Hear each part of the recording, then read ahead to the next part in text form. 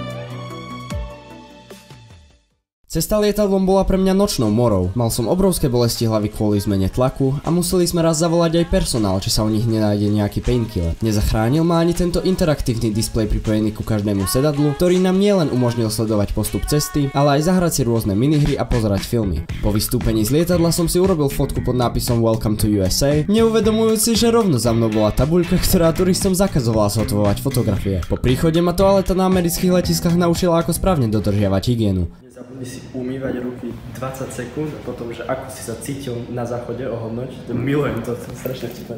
A ocitli sme sa na okraji mesta New York. Mesto bolo na prvý pohľad charakteristické budovami, ktoré boli očividne diametrálne vyššie ako tie u nás v Košiciach. Toto sú čo za výškové budovy? Náš hotel napríklad prekračoval až výšku 40 poschodí. Marketing bol taktiež na inej úrovni a cítil som sa, ako keby som prekročil dobu o minimálne 20 rokov. Na pláne som mal samozrejme návštevu podnikov, ktoré v celej Európe nájdete len horko ťažko. Potravinový reťazec som ako správny Američan zahájil návštevu fast food reštaurácie Five Guys, ktorá ma prekvapila systémom prípravy jedla pred očami zákazníkov. Niečo také som doposiaľ nikde nevidel. Bezodné poháre boli taktiež o mnoho výhodnejšie, síce nie cenovo, ale výberom nápojov. Absolútne neviem, čo to je, ale práve preto som tu, aby som skúšal veci, ktoré neviem, čo sú. Rovno v prvý večer sme sa nevedeli dočkať a vrhli sa pozrieť magnum opus celého výletu a veď pozrite sa sami, lebo to stojí za to.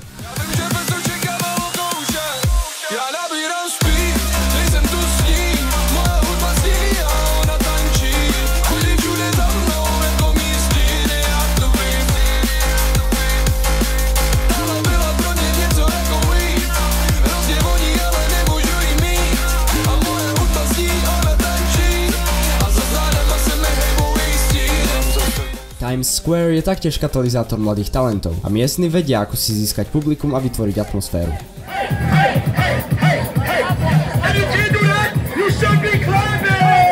New York sa prirodzene líši od Košíc v niektorých zásadných veciach. Na cestách vládne kompletná anarchia. Chodci chodia cez auta a nikto nedodržiava pravidlá cestnej premávky. Semafóry sa nenachádzajú po bokoch vozovky, ale v strede križovatky. A aj napriek tomu, že majú rovnaký dizajn ako tie naše, semafóry pre chodcov boli z nejakého neznámeho dôvodu zrazu iné. Tak ako v Londýne, aj tu sú preplnené cesty pedestriánmi. A preto takmer každú sekundu do niekoho drgneš alebo niekoho obchádzaš. Tie najvyššie mrakodrapy majú v strede jedno prázdne poschodie, cez ktoré prúdi vzduch, pravdepodobne kvôli stabilite budovy. Hotely tu často nemajú zvonku viditeľný žiaden názov, len popisné číslo. Doteraz som nezistil z akého dôvodu. Vyhadzuje sa tu obrovské množstvo odpadu. Všade sú riady papierové alebo plastové a preto aj reštaurácia Wendy's ma takto nádherne privítala.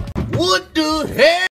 Ku môjmu podivu sa tu nepoužívajú automatické otočné dvere a väčšina eskalátorov je povypínaných. Milé od vás, ale keby sa takto šetrilo aj na životnom prostredí, nikto by sa nenahneval. Na Rockefeller Street sme navštívili obrovské hračkárstvo. Toho typka, jak háče s bumerangom. Ja som si ho kúpil. Ja som si kúpil ten bumerang. A odnesol som si odtiaľ nielen tento penový bumerang, ale aj lietajúci tanier, ktorý vyzeral o mnoho zaujímavejšie počas prezentácie než v rukách Jakuba Imricha.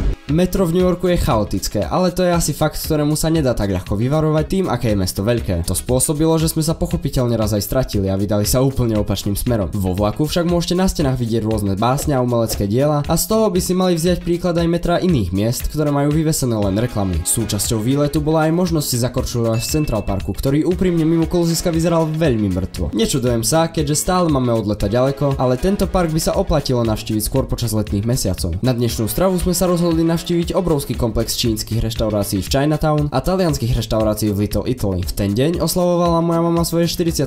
narodeniny a tak sme sa rozhodli si pre ňu pripraviť nečakané prekvapenie.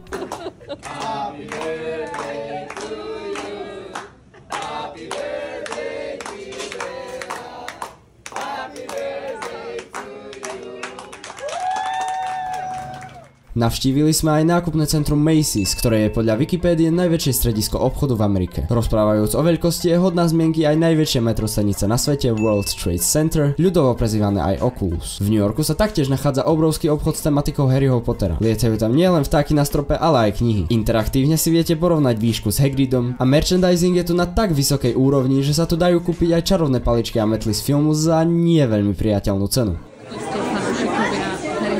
Tak určite poznáte Firehold, takých $300 a je váš.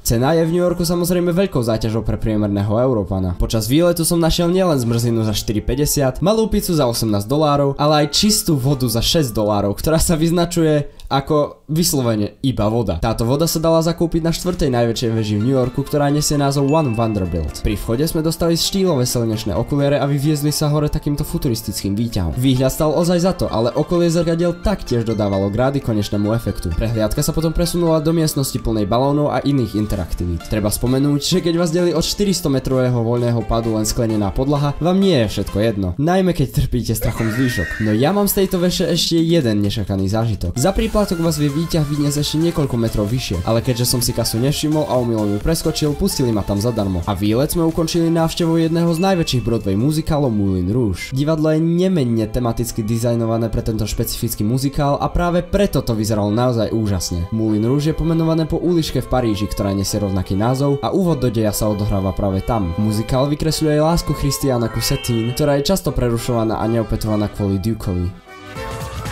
Ja sa momentálne sám prechádzam po New York City, Amerika. Kvôli tomu, lebo som sa chcel stratiť, ja sa idem stratiť, tak to je úžasný nápad. 5 minút snažím zistiť, či ak sa zapína umývadlo. Po 5 minútach zistím, že to je na to.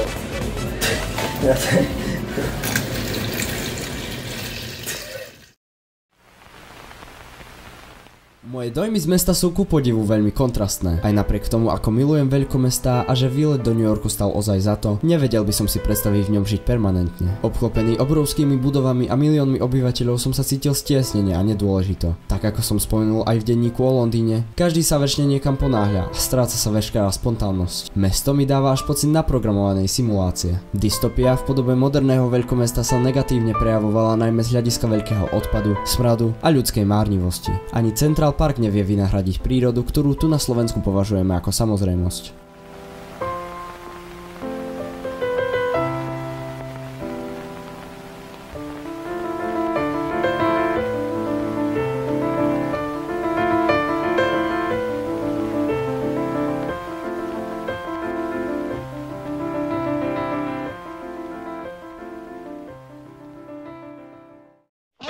Je samozrejme mnoho zážitkov, ktoré som vo videu nespomenul a je to hlavne preto, lebo som strávil polovicu výletu s teplotami v posteli, ale práve preto som za celý New York pokusil shrnúť v intre videa. Na záver však mám pre vás pripravené bonusové perličky, ktoré som si nemohol nechať pre seba. Ako napríklad fakt, že po ruke môžete mať naozaj hocikde všeličo, aj mikrovlnku. Navštíviť sa v New Yorku dá aj múzeum sexu. Niekto zjavne nevie správne naformatovať operačný systém na obrazovku. Letisko je miesto, kde sa každý vie cítiť pohodlne. Najluxusnejšia cikpauza s výhľadom na mesto. A na záver suvenírový obchod, ktorý mi ukázal pravý význam frázy zákon schválnosti. Ak sa vám video páčilo, pouvažujte nad kliknutím tlačidla odoberať a môžete dať šancu videodenníku o mojom výlete cez celú krajinu na bicykli. New York Tour je pravdepodobne posledné video na tomto kanáli, takže si dovolím jubilejne posledný krát povedať. Toto bol Hiri z Pentakill, prajem vám príjemný deň, vidíme sa na budúce a zatiaľ